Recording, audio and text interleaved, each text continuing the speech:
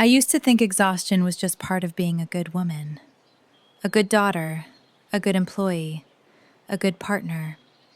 You give, you hold it together, you don't complain.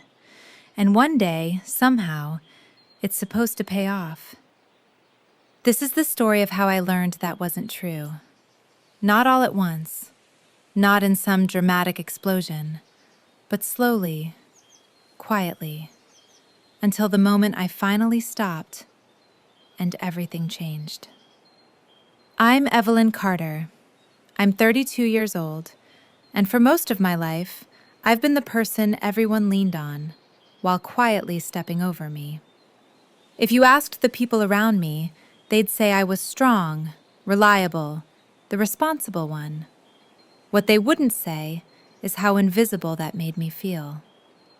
I work in Austin, Texas at a mid-sized marketing firm downtown. The kind of company that prides itself on culture and family values while quietly rewarding the people who talk the most and do the least. I'm a project manager, which really means I'm the one who fixes everything when it goes wrong. Deadlines, clients, team conflicts, executive mood swings. I don't get credit when things go right, but when something breaks, everyone knows exactly where to find me. My mornings start before the sun comes up. Coffee brewed in silence, laptop open at the kitchen counter, inbox already filling up with messages that all somehow sound urgent, even when they shouldn't be. Quick question, Evelyn. Can you jump on this? Just need you to clean this up real fast. By the time most people are brushing their teeth, I've already solved 3 problems that weren't technically mine, and I tell myself it's fine, because that's what I've always done. I grew up learning that being needed was the same as being loved. My parents divorced when I was 13. My mother leaned on me emotionally. My younger brother leaned on me financially. And I learned very quickly that if I wanted peace, I had to be the stable one, the one who didn't need anything. My mother, Linda, still calls me every other day, not to ask how I'm doing, but to tell me what she needs. Evie, can you look over this lease for me? Can you help your brother with his car payment just this once? You're so good with details, I don't know what I'd do without you. She says it like a compliment. It took me years to realize it wasn't. My brother, Ryan, is 29 and figuring things out, which is the family-approved way of saying he drifts from job to job while everyone quietly expects me to pick up the slack. He's charming, he's confident. He's always had more forgiveness than responsibility. And somehow, I'm the one who feels guilty when I say no. At work, it's not much different. My boss, Mark, loves to tell people I'm rock solid. He says it in meetings while assigning me more work. Evelyn will handle it.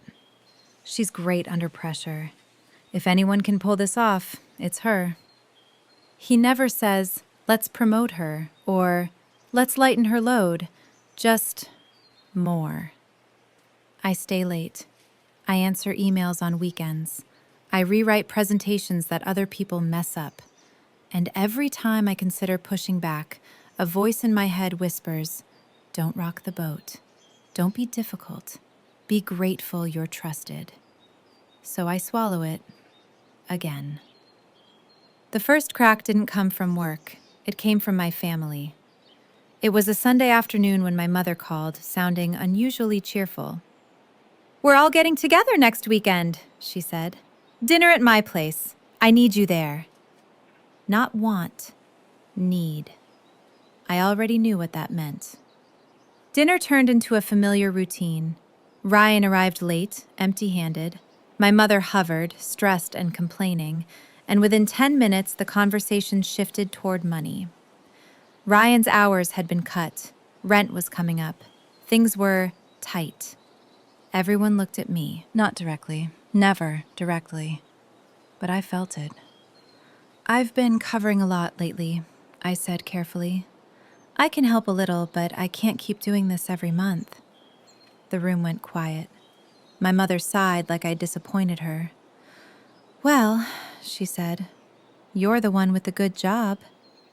Ryan laughed. Must be nice, he said. Corporate life. Something in my chest tightened. I wanted to say so many things. That my job was exhausting, that I was burnt out, that no one ever asked if I was okay. Instead, I nodded and transferred the money the next morning. That night, lying in bed, staring at the ceiling, I felt something unfamiliar. Resentment. Not loud, not explosive, just heavy. The next week at work, things escalated. A major client project went sideways, not because of me, but because a senior strategist missed critical details. Guess who was asked to fix it? I stayed at the office until nearly 10 p.m. 3 nights in a row. When the project was saved, Mark sent a group email praising the team. No mention of names, no acknowledgement of sacrifice. I closed my laptop and felt empty. On Friday evening, as I packed my bag to leave, Mark stopped by my desk. Hey, Evelyn, he said casually. Big ask, but I'm going to need you to lead the new expansion project. My heart sank. That's a lot, I said carefully. I'm already stretched thin. He smiled. I know. That's why I trust you. I went home and cried in the shower, quietly, so no one could hear. The breaking point didn't come with shouting. It came with a text from my mother. Ryan's car broke down. He needs help again. You're the only one he has. I stared at my phone, hands shaking, chest tight. Something inside me finally whispered, "What about me?" That night, I didn't send the money. I turned my phone face down and let it sit there. And for the first time in my life, I chose not to fix something that wasn't mine. I didn't know it yet. But that single decision, that quiet pause, was the beginning of everything changing. The silence after I didn't send the money felt louder than any argument I'd ever had. I kept waiting for my phone to light up again, for the guilt to crash down on me like it always did. It didn't. Not right away. Monday morning came too fast. I woke up already tired, the kind of tired that sleep doesn't fix. The kind that sits in your bones and whispers that something is wrong, even if you can't name it yet. I stared at my reflection in the bathroom mirror longer than usual. My eyes looked older than 32. Not from age, from holding too much for too long. At work, the expansion project swallowed me whole. New clients, new timelines, new expectations that somehow all landed on my desk. I was suddenly managing 3 teams across different time zones, mediating conflicts between people who earned more than me, and answering questions no one else wanted responsibility for. Every meeting ended the same way. Evelyn, can you follow up? Evelyn, can you coordinate? Evelyn, can you just take this on? And I did, because I always did. By Wednesday, I was skipping lunch without realizing it. Emails blurred together. My shoulders ached from hunching over my laptop. When I finally checked my phone, there were 6 missed calls from my mother. 6. My stomach dropped. I didn't call her back immediately. That alone felt like rebellion. Instead, I sat there, hands wrapped around a lukewarm cup of coffee, heart racing for reasons that had nothing to do with caffeine. Why does it feel like I'm only valuable when I'm useful? The thought scared me, because I didn't have an answer. She called again that night. I answered. "Where have you been?" my mother asked, irritation barely masked. "I've been worried sick." I almost laughed. "I've been working," I said, like always. "Well, Ryan's situation is serious," she continued. "He might lose his job without a car." I took a breath. "I can't fix that," I said quietly. There was a pause. Then her voice sharpened. "So you're just going to abandon your own family now?" The words hit harder than I expected. Abandon. As if I hadn't spent years doing the opposite.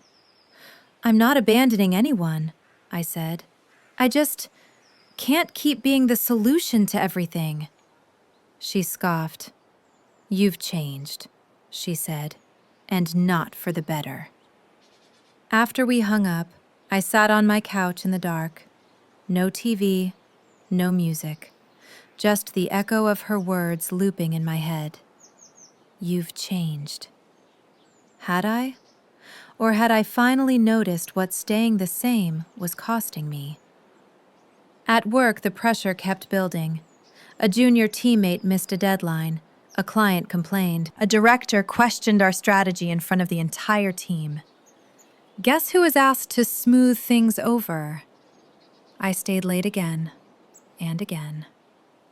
Friday afternoon, I overheard something that shouldn't have surprised me, but did. Two coworkers were talking near the coffee machine. "She basically runs this place," one of them said. "Yeah," the other replied, "but she never complains, so why would they promote her?" They didn't see me. I stood there, frozen, because suddenly everything made sense. That night, I went home and opened my laptop, not to work, but to look at job listings. I didn't apply to anything, I just looked. And for the first time, the idea of leaving didn't feel impossible. It felt relieving. The next weekend, my family gathered again. I tried to get out of it. My mother insisted. So I went. Dinner was tense from the start. Ryan barely looked at me. My mother spoke in clipped sentences, all politeness and resentment. Halfway through the meal, she finally said it. "So," she began, setting her fork down, "are you going to help your brother or not?" Everyone looked at me. This time, I didn't rush to respond. "I can't," I said calmly. "I have my own bills, my own responsibilities." Ryan snorted. "Must be nice," he said again, "to think only about yourself." Something snapped. Not loudly, not dramatically, but deeply. "I think about everyone else all the time," I said. "I just don't think about myself at all." My mother shook her head. "This selfish phase you're going through," she said, "it's not a good look." I pushed my chair back and stood up. "I need to go," I said. "What?" she asked. "We're not done talking." "I am," I replied. Driving home, my hands shook on the steering wheel. I'd never left like that before. Never ended a conversation without fixing it. Never chosen myself so openly. And yet, I didn't feel guilty. I felt hollow.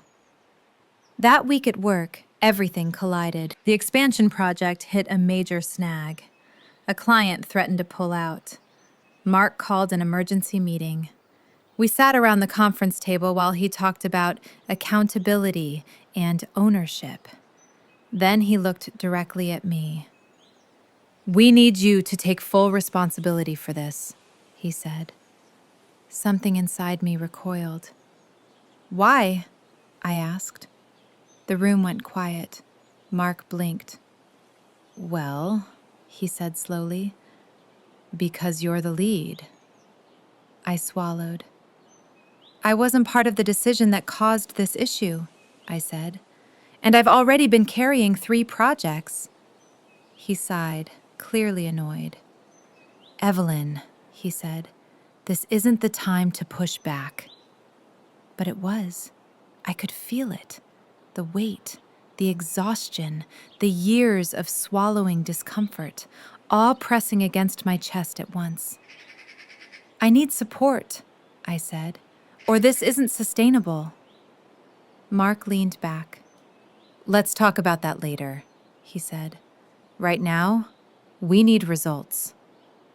That night, I sat in my car after work and didn't turn the engine on. I just sat there. staring at nothing, realizing something terrifying.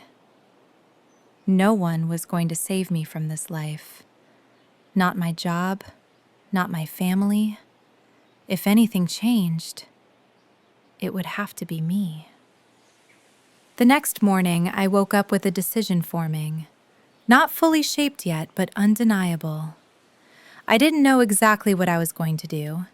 I just knew I couldn't keep living like this. That afternoon, my phone buzzed again.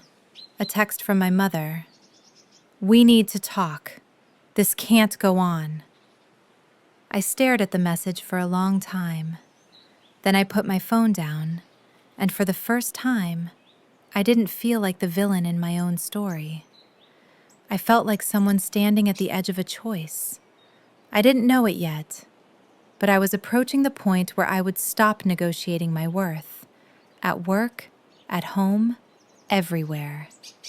And once that line was crossed, there would be no going back. The breaking point didn't feel like an explosion. It felt like clarity. Cold, sharp, unavoidable. I called in sick the next morning. That alone felt wrong. I had never done that without being genuinely ill.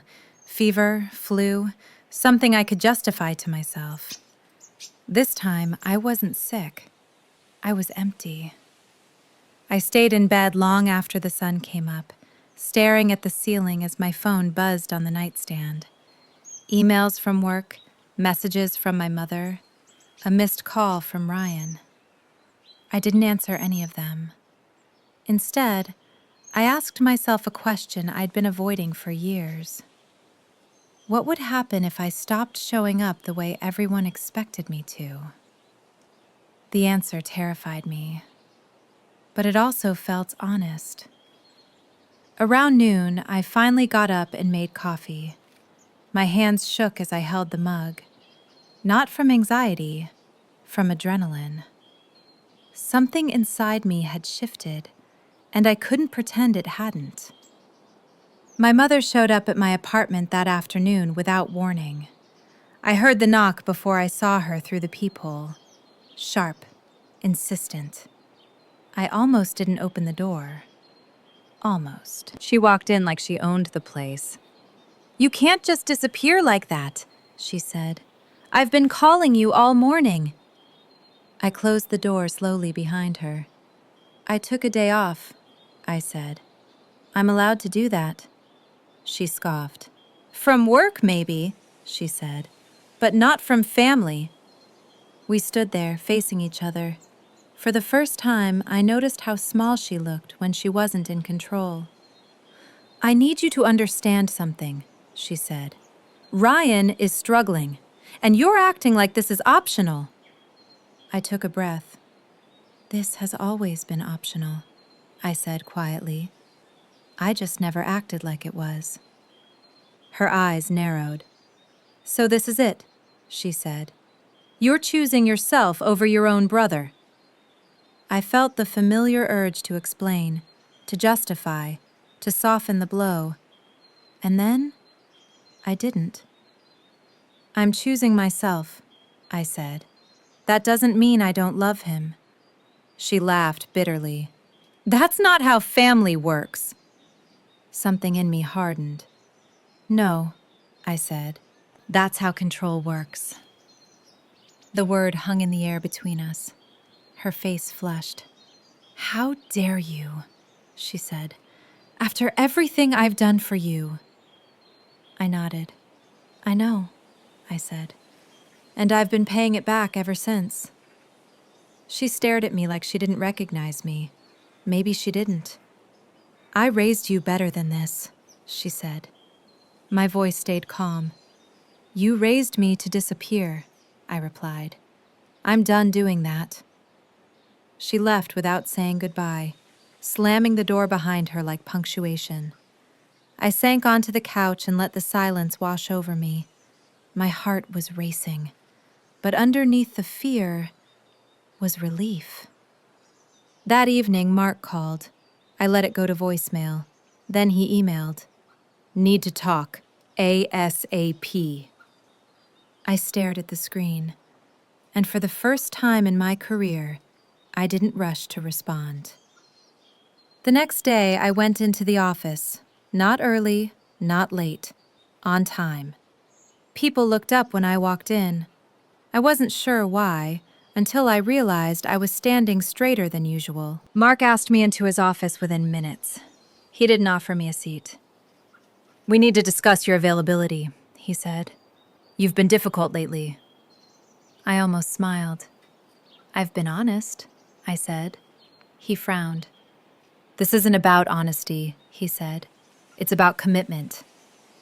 I met his eyes. "I am committed," I said. "But I'm not expendable." He leaned forward. "You're walking a fine line," he warned. "There are plenty of people who would love your position." I nodded. "I know," I said. "And there are plenty of companies who would value my work." That stopped him, just for a second. "I'm asking for support," I continued. "Clear boundaries, fair compensation, or I walk." The word walk landed heavy. Mark laughed, not kindly. "You think you have that kind of leverage?" I didn't answer right away, because the truth was, I didn't know yet, but I was about to find out. That night I updated my resume. Every accomplishment I'd minimized, every project I'd saved, every role I'd quietly taken on without credit. Seeing it all laid out made my chest ache. I hadn't imagined my value. I'd buried it. I started applying. 1 job, then 2, then 5. Each submission felt like a small reclaiming. Ryan texted me that week. "You really going to do this?" "You're tearing the family apart." I typed a response, deleted it, then wrote another. "I'm not tearing anything apart," I sent. "I'm just not holding it together alone anymore." He didn't reply. A recruiter called the next day, then another. By the end of the week, I had interviews lined up, and something inside me whispered, "You're not trapped. You never were." At work, Mark's tone changed. He started including me on emails he used to hoard, asked for my input, publicly. Too little, too late. The real turning point came on a Thursday afternoon. Mark called a team meeting. In front of everyone, he criticized my handling of the expansion project. He used words like disappointing and lacking urgency. I felt the familiar heat rise in my chest, but this time, I didn't shrink. "I need to correct something," I said calmly. The room froze. "This project didn't fail because of urgency," I continued. "It failed because decisions were made without the people doing the work." Mark stared at me. I didn't stop. "I've been covering gaps for months," I said, "and I won't take responsibility for problems I wasn't empowered to prevent." Silence. Thick. Heavy. After the meeting, my hands shook, but my inbox filled with private messages. "Thank you for saying that. I felt the same way. That took courage." I stared at the screen. I wasn't alone. I'd just been isolated. That night, I sat alone in my apartment again. But this time, it felt different. I wasn't empty. I was ready. I knew what I was going to do. I didn't know how everyone would react or what it would cost me, but I knew this.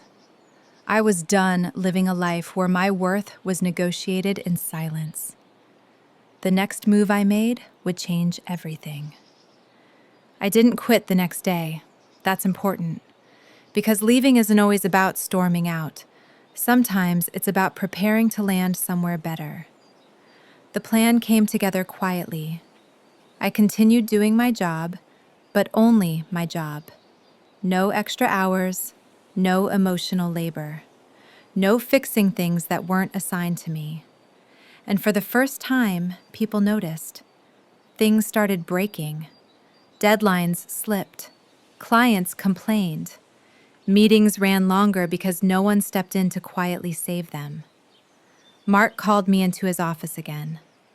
"You've been less flexible," he said carefully. I nodded. "I'm being accurate," I replied. 2 days later, I got the call. A company in Denver. Larger scope, better pay, actual leadership track. The recruiter's voice was calm, professional.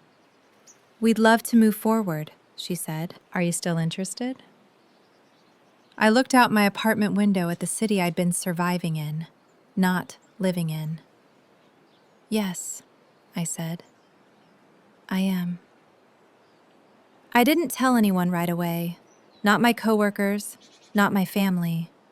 I wanted this decision to be mine before it became theirs. When I finally gave notice, Mark was stunned. "You're making a mistake," he said. "You're comfortable here." I smiled, softly. "I was invisible here," I said. "And I'm done confusing that with comfort." The reaction at home came later. My mother called when she heard I was moving. "You didn't think to discuss this with us?" she demanded. I took a breath. "I'm not asking for permission anymore," I said. There was a long silence. Then she said something I never expected. "I don't recognize you." And for the first time, that didn't hurt. "I hope one day you will," I replied. "But either way, I recognize myself." Ryan didn't call. He sent a text. "So that's it?" I answered honestly, "This is me choosing a life where I'm not exhausted all the time." He never replied. And that was okay. The move wasn't glamorous. Boxes, goodbyes, nervous excitement. But something felt different, lighter.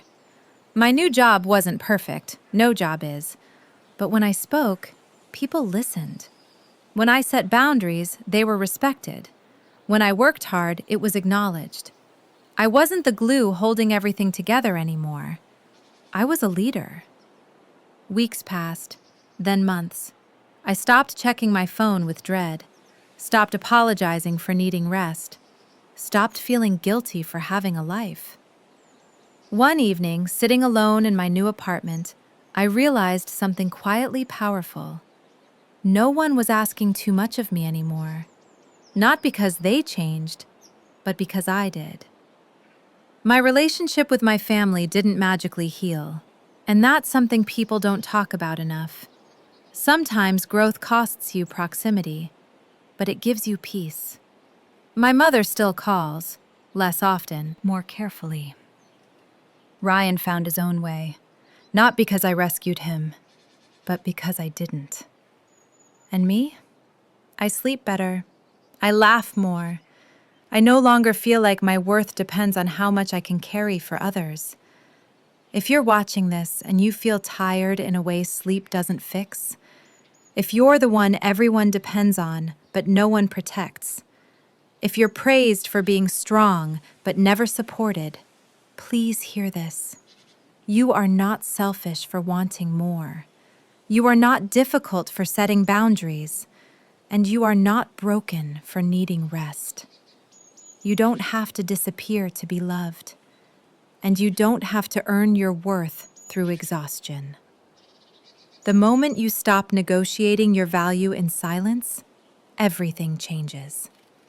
This isn't just my story. It's the story of every woman who was told to hold it together until she forgot who she was. And if you're standing where I once stood, I promise you, there is another life waiting, and you're allowed to choose it.